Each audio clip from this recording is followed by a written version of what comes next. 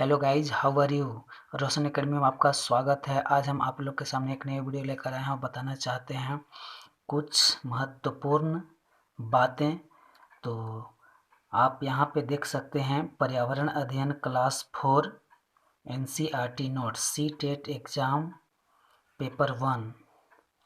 जो भी हमारे भाई बंधु या बहनें जो भी सी टेट की तैयारी कर रहे होंगे उनके लिए कि इस वीडियो के माध्यम से बड़ा अपॉर्चुनिटी है। आप इस वीडियो के माध्यम से अच्छे मार्क्स आप पर्यावरण अध्ययन में ला सकते हैं।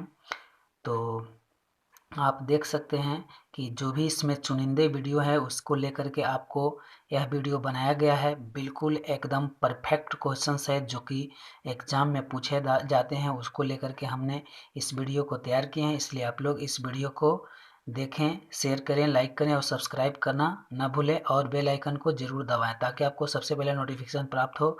इसलिए आप लोग बेल आइकन को दबाना न भूलें।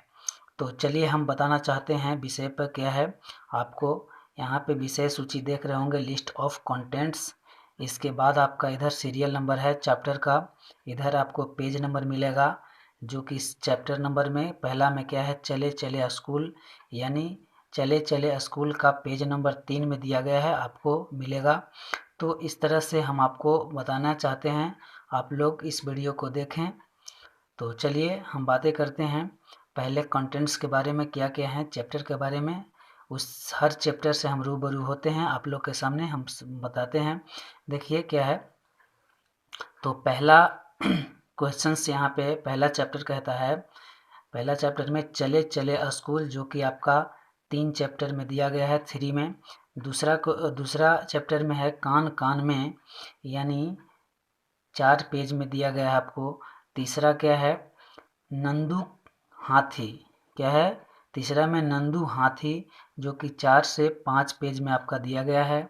इसके बाद चौथा में है अमृता की कहानी, क्या है अमृता की कहानी जो 5 से 6 पेज में दिया गया है। पांचवा है अनीता की मधुमक्खियाँ जो कि 6 से 7 पेज में दिया गया है। इसके बाद है छठा में ओमना का सफ़र जो कि 7 पेज में दिया गया है, देख रहे होंगे आप, ओमना का सफ़र ना 7 पेज में दिया गया है। इसके बाद 7वां चैप्टर नंबर है खिड़की से जो कि आपका 8 चैप्टर में दिया गया है। तो हम अभी यहीं तक चर्चा करेंगे 7 चैप्टर तक, इसके बाद हम अगले वीडियो में हम देंगे। तो 7वां चैप्टर तक हम बात करते हैं, आज क्या है 7 चैप्टर तक। तो इसके बारे में हम चर्चा कर लेते हैं आप लोग के सामने। ऐसे अभी बहुत सारे चैप्टर हैं, हर चैप्टर के अलग अलग एक परफेक्ट क्वेश्चंस जो हैं आप लोग के सामने हम लाने का काम कर रहे हैं, जो कि चुनिंदा वीडियो, जो कि चुनिंदे क्वेश्चंस जो एग्ज़ाम में पूछे जाते हैं इससे रिलेटेड एक परफेक्ट क्वेश्चंस आपको निचोड़ करके लाया गया है और इस वीडियो में बताया जा रहा है। तो इस वीडियो को शेयर करें, लाइक करें, सब्सक्राइब करें और बेल आइकन को दबाना ना भूलें ताकि आपको सबसे पहले नोटिफिकेशन प्राप्त हो और अच्छे से अच्छे वीडियो आप देख सकें। तो चलिए हम बताते हैं, क्वेश्चंस पे चलते हैं क्या है। चलिए आप लोग यहाँ पे देख रहे होंगे वर्ग 4 NCERT बुक नोट्स पार्ट 1 में, यानी चैप्टर 1 का है आपका चलो चलें स्कूल। इसमें हम बात करते हैं, इस चैप्टर से हम रूबरू होते हैं और इसके पहले भी हमने उस पर चर्चा किया। और फर्स्ट में स्टार्ट करते हैं पार्ट 1 यानी चैप्टर 1 से, चलो चले स्कूल से। इसके अंतर्गत क्या क्या क्वेश्चन बनते हैं उसको हम चले उस पर बात करते हैं। तो चलिए इसके अंतर्गत पहला क्वेश्चन कहता है, प्रथम प्रश्न जो है, बांस और रस्सी से बना पुल कहाँ स्थित है। आप लोग को बताना है बांस और रस्सी से बना पुल कहाँ स्थित है। तो उत्तर हो जाएगा असम में। कहाँ है, असम में है। बांस और रस्सी से बना पुल कहाँ स्थित है, असम में। दूसरा क्वेश्चन है, ट्रॉली का प्रयोग कहाँ की जाती है। तो उत्तर हो जाएगा लद्दाख में। लद्दाख के लोग ट्रॉली का प्रयोग करते हैं। आगे देखते हैं तीसरा क्वेश्चन क्या है। तीसरा प्रश्न कहता है, सीमेंट का पुल किस क्षेत्र में होते हैं। तो उत्तर हो जाएगा सामान्य क्षेत्र में। इसके बाद चौथा क्वेश्चन देखते हैं क्या है। सामान्य क्षेत्र में सीमेंट पुल का प्रयोग किया जाता है। चौथा क्वेश्चन कहता है बल्म किस राज्य में स्थित है, यानी लकड़ी की छोटी नाव। बल्म किसको कहते हैं? लकड़ी के छोटी नाव को हम बल्म कहते हैं। वही पूछा जा रहा है कि बल्म किस राज्य में स्थित है, तो उत्तर हो जाएगा इसका केरल राज्य में। इसके बाद अगला क्वेश्चन देखते हैं क्या है। पांचवा प्रश्न देखेंगे, ऊंट गाड़ी का प्रयोग किस राज्य में की जाती है, तो इसका उत्तर हो जाएगा राजस्थान में। ऊंट गाड़ी आप लोग देखे होंगे, जो रेगिस्तान के जहाज कहा जाता है ऊंट को क्या कहते हैं? रेगिस्तान के जहाज कहते हैं, क्योंकि ऊंट जो होते हैं, क्योंकि राजस्थान में जो है सो वहाँ बालू ही बालू है, केवल रेत दिखाई देते हैं। इस वजह से ऊंट जो है बालू पर अच्छा खासा दौड़ लगाते हैं, चलते हैं, इसलिए वहाँ का गाड़ी जो है सो ऊंट गाड़ी है। ठीक है, तो पहला प्रथम प्रश्न है इसमें, पांचवा प्रश्न में, कि ऊंट गाड़ी का प्रयोग किस राज्य में की जाती है, तो उत्तर हो जाएगा राजस्थान में किया जाता है। अगला प्रश्न देखेंगे क्या है। अगला प्रश्न है 6 नंबर यानी छठा नंबर, बैलगाड़ी का प्रयोग किन इलाके में की जाती है, तो उत्तर हो जाएगा मैदानी इलाके में। मैदानी इलाके में बैलगाड़ी का प्रयोग किया जाता है। अगला प्रश्न देखेंगे 7वां नंबर। अगला 7वां नंबर प्रश्न में देखेंगे, उबड़ खाबड़ पथरीले रास्ते कहाँ देखने को मिलती है, तो उत्तर हो जाएगा उत्तराखंड यानी पहाड़ी क्षेत्रों में। उबड़ खाबड़ पथरीले रास्ते कहाँ देखने को मिलती है, तो उत्तराखंड में, जो पहाड़ी क्षेत्रों के अंतर्गत आते हैं। इसके बाद आपको 8वां क्वेश्चन पे ले चलते हैं, और तीसरा पेज आपको समाप्त हुआ। अगला पेज में ले चलते हैं। चलिए अगला क्वेश्चन देखते हैं क्या है। पार्ट 1 का 7 प्रश्न तक ही था आप लोग को, तो आपको अगला पार्ट में हम दिखाते हैं। अगला चैप्टर में क्या है, पार्ट 2 में कान कान में। ठीक है, तो इसके अंतर्गत क्या प्रश्न बनते हैं वो आप लोग देखेंगे। तो प्रश्न पहला में है, किसके सिर पर आंखें होती है और छेद, यानी कान पंखों से ढके होते हैं। किसके, देखिए एक VBI क्वेश्चन है, इसको आप लोग देखेंगे। ठीक है, इसको आप लोग पढ़ेंगे, क्योंकि यह बहुत इंपॉर्टेंट क्वेश्चन है, क्योंकि आया हुआ पूछा हुआ क्वेश्चन है। तो किसके सिर पर आंखें होती है और छेद यानी कान पंखों से ढके होते हैं, तो उत्तर हो जाएगा पक्षियों के। अगला देखेंगे क्या है आगे कुछ नोट में लिखा हुआ है। नोट में आप लोग देखेंगे लिखा हुआ है, छिपकली के कान भी इसी प्रकार के होते हैं, और छिपकली के कान भी इसी प्रकार के होते हैं, और मगरमच्छ की आंखें भी इसी प्रकार के होते हैं, इसलिए हम उन्हें देख नहीं पाते। अगला क्वेश्चन देखेंगे, दूसरा नंबर क्या है। दूसरा नंबर प्रश्न संख्या 2 में देखेंगे, जानवरों की त्वचा पर डिजाइन होते हैं किसके कारण, तो उत्तर हो जाएगा बालों के कारण जानवरों के त्वचा पर डिजाइन होते हैं। इसमें आगे क्या है देखेंगे, कुछ नोट में हम आप लोग के बताते हैं, वे जानवर जिनके शरीर पर बाल होते हैं तथा कान बाहर दिखाई देते हैं, वे बच्चे को जन्म देते हैं, और जिनके शरीर पर कान बाहर नहीं दिखते वे अंडे देते हैं। ठीक है, आप लोग देखेंगे वे जानवर जिनके शरीर पर बाल दिखते हैं ना, वे जानवर जिनके शरीर पर बाल होते हैं तथा कान बाहर दिखाई देते हैं, वे बच्चे को जन्म देते हैं, और जिनके शरीर पर कान बाहर नहीं दिखते वे अंडे देते हैं। आगे देखेंगे आपका पार्ट 3 यानी चैप्टर 3 में देखेंगे कि आपको क्या कहता है। चैप्टर 3 के अंतर्गत, पार्ट 3 के अंतर्गत नंदू हाथी, इसके अंतर्गत, इस पार्ट के अंतर्गत है नंदू हाथी। नंदू हाथी के अंतर्गत क्या प्रश्न बनते हैं आप लोग यहाँ पर देखेंगे। पहला प्रश्न, हाथियों के झुंड की सरदार कौन होती है, तो उत्तर हो जाएगा यहाँ पे ना, क्या हो जाएगा, उत्तर हो जाएगा यहाँ पे सबसे बड़ी बूढ़ी मादा हाथी। हाथियों के झुंड के सरदार कौन होती है, तो उत्तर हो जाएगा सबसे बड़ी बूढ़ी मादा हाथी। ये भी प्रश्न पूछा हुआ है प्रीवियस ईयर, आप लोग उठा करके देखेंगे तो ये सब आपको क्वेश्चंस मिलेंगे, इसलिए इस वीडियो को देखें, लाइक करें और शेयर कर, सब्सक्राइब करें और बेल आइकन को दबाना ना भूलें ताकि आपको सबसे पहले नोटिफिकेशन प्राप्त हो। इसलिए आप लोग सब्सक्राइब करें। आपको इस वीडियो देखने के बाद आपका एक सब्सक्राइब तो बनता है। इसमें ना आपका किसी तरह से कोई मेमोरी भरता है, ना किसी तरह से कोई डाटा खर्च होता है आप लोग को। तो इस वजह से आप उसको सब्सक्राइब करें, लाइक करें, शेयर करें। चलिए आगे देखते हैं क्या है प्रश्न संख्या 2 में। प्रश्न संख्या 2 में कहता है नर हाथी झुंड कब छोड़ देते हैं? तो उत्तर हो जाएगा 14 से 15 वर्ष की आयु में। नर हाथी जो होते हैं वो झुंड कब छोड़ देते हैं? तो उत्तर हो जाएगा 14 से 15 वर्ष की आयु में जो है नर हाथी अपना झुंड को छोड़ देते हैं। अगला प्रश्न देखेंगे क्या है। प्रश्न संख्या 3 देखेंगे। प्रश्न संख्या 3 में एक वयस्क हाथी एक दिन में कितना भोजन खाता है? तो इसका उत्तर हो जाएगा 100 किलोग्राम, यानी 100 किलोग्राम यानी 1 कुंटल पत्ते व टहनियाँ खा जाता है। एक वयस्क हाथी एक दिन में कितना भोजन खाता है? तो 100 किलोग्राम यानी 1 कुंटल पत्ते और टहनियाँ मिलाकर दोनों खा जाते हैं एक वयस्क हाथी। अगला क्वेश्चन देखेंगे प्रश्न संख्या 4 में एक हाथी एक दिन में कितना सोता है? तो उत्तर हो जाएगा 2 से 4 दिन। एक हाथी एक दिन में 2 से 4 घंटे तक सोता है। अगला प्रश्न देखेंगे 5वां नंबर। ये आपका सब VVI क्वेश्चन है, जितने भी ये बता रहे हैं सब आपका ये VVI क्वेश्चन है। जितने भी ये चैप्टर का आपको बता रहे हैं वो सब VVI क्वेश्चन है तीसरा चैप्टर का। आप लोग देखेंगे 5वां नंबर हाथी मिट्टी में क्यों लेटते हैं? तो उत्तर हो जाएगा अपनी त्वचा को ठंडक करने के लिए हाथी मिट्टी में लेटने का काम करते हैं।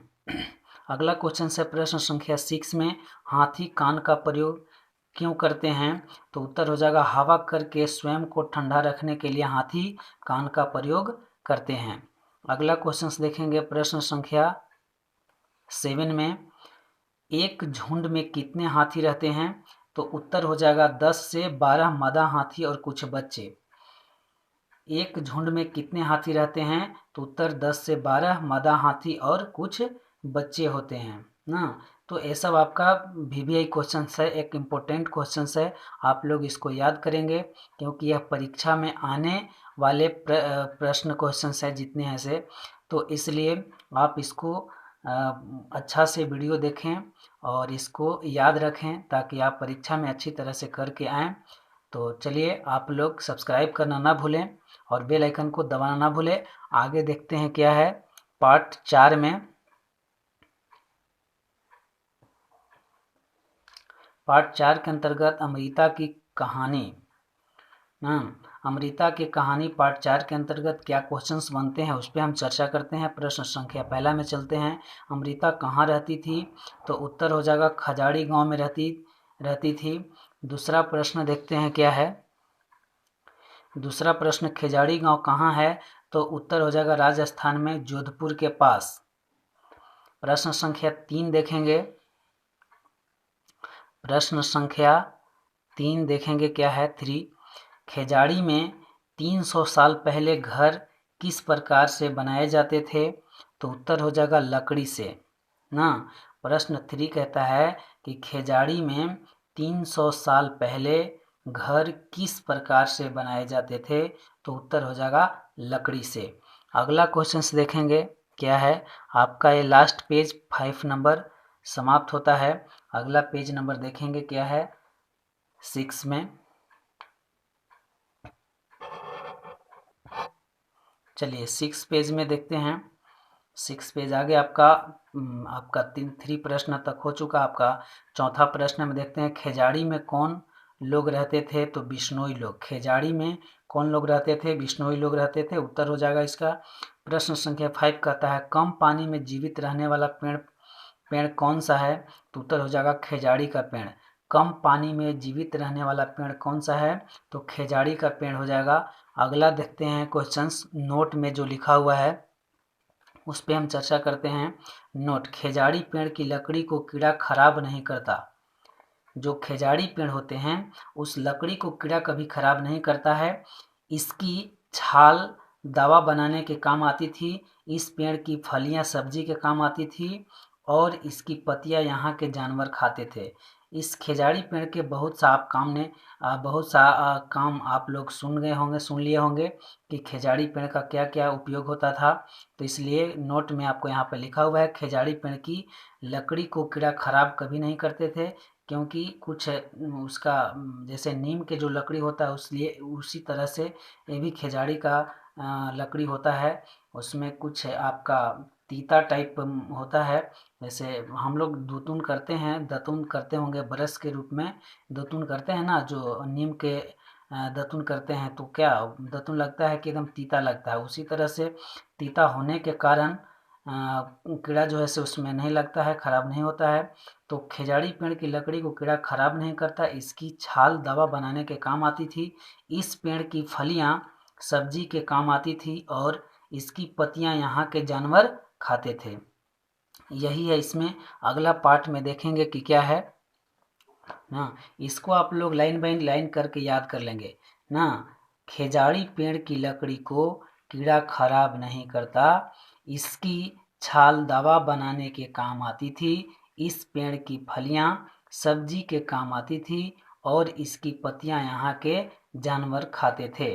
पार्ट 5 में चलेंगे, क्या है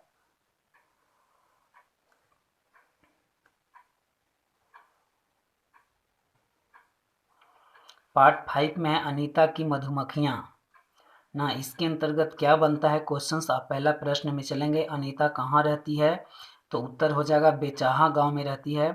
प्रश्न संख्या 2 में चलते हैं, बेचाहा गांव कहाँ है, तो उत्तर हो जाएगा बिहार के मुजफ्फरपुर जिले में बेचाहा गांव है। अगला देखेंगे प्रश्न संख्या 3 में। प्रश्न संख्या 3 में देखेंगे क्या है। प्रश्न संख्या 3, मधुमक्खी के छत्ते में अंडे कौन देती है, तो उत्तर हो जाएगा रानी मक्खी। मधुमक्खी के छत्ते में अंडे कौन देती है, तो रानी मक्खी देती है। कुछ नोट है, आप नोट में आप देखेंगे, नोट में छत्ते में नर मधुमक्खियां बहुत कम होती हैं, बाकी मधुमक्खियां काम करने वाली होती हैं। छत्ते में नर मधुमक्खियां बहुत कम होती है, बाकी मधुमक्खियां काम करने वाली होती हैं। चलिए आगे आपको आगे आपको पेज में ले चलते हैं। 6 पेज खत्म होता है, 7 पेज में आप लोग को ले चलते हैं। 7 पेज में क्या है प्रश्न, उसके बारे में हम चर्चा करते हैं। 7 पेज में प्रश्न संख्या 4 में देखते हैं क्या है, लीची के फूल कौन से माह में खिलते हैं। ये भी आपका VVI क्वेश्चन है, आप इसको भी याद करेंगे, अच्छे से वीडियो देखेंगे ताकि आपका 1 नंबर पक्का इससे इस प्रश्न में हो जाए। ठीक है, तो ये आपका VVI क्वेश्चन है, ये आपको प्रीवियस ईयर में भी पूछा गया क्वेश्चन है। 4 नंबर जो क्वेश्चन है इसमें। प्रश्न संख्या 4 कहता है कि लीची के फूल कौन से माह में खिलते हैं, तो उत्तर हो जाएगा फरवरी माह में खिलते हैं।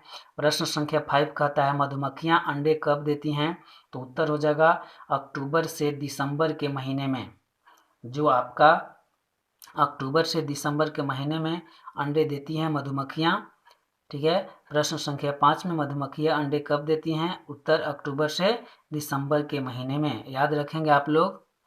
चलिए अगला पार्ट देखते हैं, पार्ट 6 में ओमना का सफ़र। क्या है, ओमना का सफ़र। ओमना का सफ़र पार्ट 6 के अंतर्गत क्या आपका प्रश्न बनते हैं, उसके अंतर्गत हम लोग चर्चा कर लेते हैं। क्या है, तो प्रश्न संख्या पहला है, ट्रेन कहाँ कहाँ से चली थी ना। ट्रेन कहाँ से चली थी, तो इसका उत्तर हो जाएगा कच्छ में गांधीधाम से, यानी गुजरात। गांधीधाम कहाँ है, गुजरात में है, कच्छ में गांधीधाम से यानी गुजरात में। अगला प्रश्न संख्या 2 देखेंगे, गुजरात का प्रसिद्ध खाना क्या है, तो उत्तर हो जाएगा चटनी के साथ ढोकला, लेमन राइस, मिठाई आदि गुजरात का प्रसिद्ध खाना है।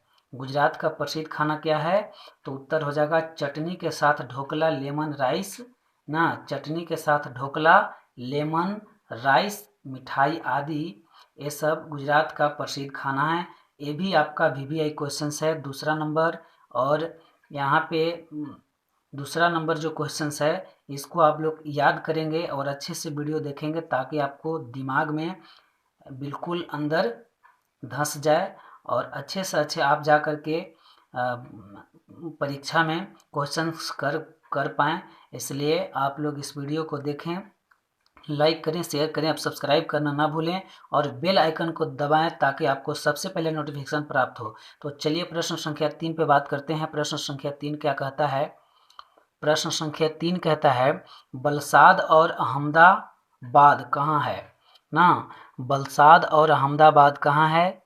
आप लोग बताएंगे और कमेंट में ज़रूर आप लोग आंसर करें।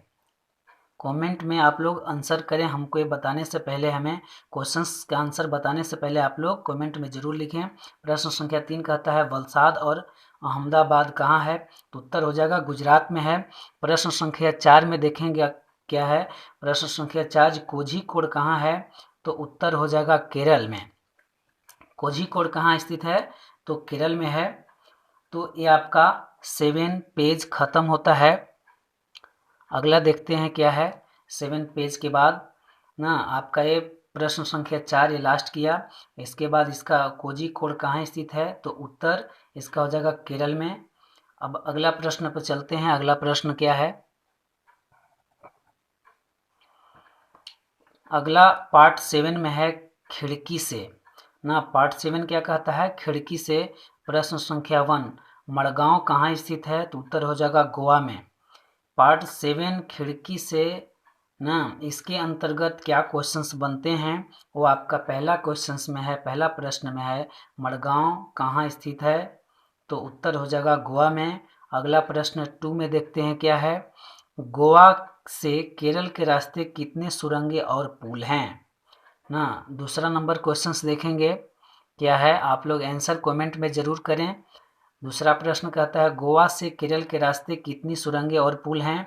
तो उत्तर हो जाएगा 92 सुरंगें और 2000 पुलियाँ, यानी जितने भी है 2000 पुल है गोवा और केरल के रास्ते में। सुरंगें और पुल कितने हैं? तो 92 सुरंगें और 2000 पुल हैं। अगला प्रश्न देखेंगे। प्रश्न संख्या 3 में क्या है। कोझीकोड कहाँ स्थित है? तो उत्तर हो जाएगा मालाबार तट पर दक्षिण भारत के केरल राज्य में। कोझीकोड कहाँ स्थित है? तो मालाबार तट पर दक्षिण भारत के केरल राज्य में। अगला प्रश्न देखेंगे। प्रश्न संख्या 4। प्रश्न संख्या 4 देखेंगे कोझीकोड को और क्या कहते हैं? तो उत्तर हो जाएगा केलिकट। कोझीकोड को और क्या कहते हैं? तो केलिकट कहते हैं। अगला प्रश्न देखेंगे 5 नंबर। पांचवा प्रश्न देखेंगे। यहाँ पे चौथा आपका हो चुका है। चौथा में है कोझीकोड को और क्या कहते हैं? तो केलिकट। पांचवा प्रश्न कहता है गुजरात से केरल तक के रास्ते में ट्रेन किन किन राज्यों से होकर गुजरती है ना। बताना है आप लोगों को। पांचवा प्रश्न में गुजरात से केरल तक के रास्ते में ट्रेन किन किन राज्यों से होकर गुजरती है। आप लोग बताएंगे उत्तर में। कमेंट में ज़रूर आपका इसके बारे में उत्तर लिखें। पांचवा प्रश्न का उत्तर कमेंट में आप ज़रूर लिखें और सब्सक्राइब का बटन दबा दें ताकि आपको सबसे पहले नोटिफिकेशन प्राप्त हो। तो चलिए इसका उत्तर हो जाएगा कर्नाटक, गोवा और महाराष्ट्र। आप लोग नक्शा देखेंगे, भारत का नक्शा देखेंगे तो पता चलेगा कि गुजरात से हम केरल की ओर जाएंगे तो किन किन किन राज्यों को हम पार करते हुए जाएंगे। आप लोग नक्शा देखेंगे तो आपको आसानी से मालूम हो जाएगा, इसलिए आप लोग भारत का नक्शा ज़रूर देखेंगे। चलिए आपको भारत का नक्शा देख लेंगे तो आपका 1 नंबर ये पक्का हो जाएगा, इससे आ जाएगा तो आपको कभी प्रश्न नहीं छूटेंगे। तो चलिए छठा प्रश्न में चलते हैं। छठा प्रश्न क्या कहता है। छठा प्रश्न में कहता है कोट्टायम नगर कहाँ है? तो उत्तर हो जाएगा गुजरात में। कोट्टायम नगर कहाँ है? तो गुजरात में कोट्टायम नगर है। अगला कुछ देखेंगे, भाषा से संबंधित है। कौन भाषा, किस राज्य में कौन भाषा बोले जाते हैं उसके बारे में हम लोग इस पे चर्चा कर लेते हैं।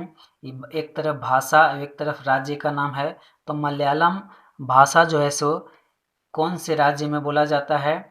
तो मलयालम जो है केरल में बोला जाता है। और दूसरा में कोंकणी है। तो कोंकणी आपको कर्नाटक में, महाराष्ट्र में, गोवा में और केरल के कुछ हिस्से में बोली जाती है। ठीक है, यहाँ पे के हो जाएगा, टाइपिंग मिस्टेक हुआ है। ठीक है, कोकनी कर्नाटक, यानी कोकनी कहाँ बोला जाता है? कर्नाटक में। कोकनी भाषा के नाम है। कोकनी भाषा कहाँ बोला जाता है? कर्नाटक में। देखिए अगर ट्रिक के माध्यम से याद करें तो देखिए इसमें भी क है कर्नाटक, और कोकनी कोकनी कोकनी क यानी कर्नाटक में। कोकनी कहाँ? कर्नाटक में। महाराष्ट्र, गोवा और केरल, देखिए केरल में भी क और कोकनी में भी क है ना, के कुछ हिस्से में बोली जाती है। ठीक है। और अगला है मराठी। मराठी भाषा किस राज्य में बोली जाती है? तो मराठी जो है सो महाराष्ट्र में। देखिए ये भी म से स्टार्ट है, महाराष्ट्र भी म से, यानी मराठी कहाँ बोला जाता है? तो महाराष्ट्र में। आप लोग ऐसे भी ट्रिक के माध्यम से याद करेंगे। मराठी महाराष्ट्र में, इसके बाद गोवा में, दमन एवं दीव में। मराठी कहाँ कहाँ बोला जाता है? महाराष्ट्र, गोवा, दमन एवं दीव में। अगला है भाषा गुजराती। गुजराती कहाँ बोला जाता है? तो गुजराती ग से स्टार्ट होता है और ग से गुजरात में बोला जाता है। गुजराती कहाँ से? गुजराती गुजरात में बोला जाता है। अगला है कन्नड़ भाषा। क्या है? अगला कन्नड़ भाषा है। तो कन्नड़ भाषा कहाँ बोला जाता है? तमिलनाडु में, कर्नाटक में, आंध्र प्रदेश, महाराष्ट्र, ये सब जगह में आपको कन्नड़ भाषा बोले जाते हैं। तमिलनाडु, कर्नाटक, आंध्र प्रदेश और महाराष्ट्र ये ऐसे राज्य हैं जो वहाँ पे कन्नड़ भाषा में बात की जाती है। ठीक है। तो आप लोग इस वीडियो को लाइक करें, शेयर करें, सब्सक्राइब करें और बेल आइकन को दबाना ना भूलें ताकि आपको सबसे पहले नोटिफिकेशन प्राप्त हो। तो आज का इतना ही, फिर हम अगले वीडियो में मिलेंगे। और आप लोग इस वीडियो को देखें, आपको 15 में 15 मार्क्स आपको फिक्स हो जाएंगे, इसलिए आप इस वीडियो को देखें। तो चलिए अगला बात करते हैं, फिर अगले वीडियो में मिलेंगे आप लोग को। तो चलिए आज का इतना ही। जय हिंद दोस्तों।